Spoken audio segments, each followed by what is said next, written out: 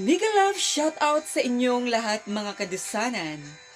Live tayo ngayon mga kadusanan sa aming kandusanang istasyon na hindi pa narehistro. Sa kandusanan ni Ate Laika Vern from Bangonay, Habonga, Agusan del Norte.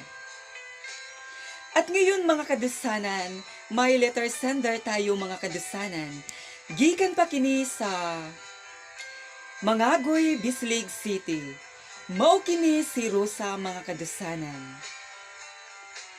Ug karon mga kadusanan, babasahin ko ang kanyang sulat nga ipinadala dito sa kandusanang istasyon.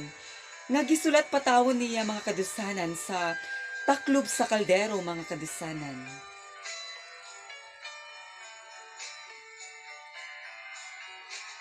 Maayong buntag sa inyo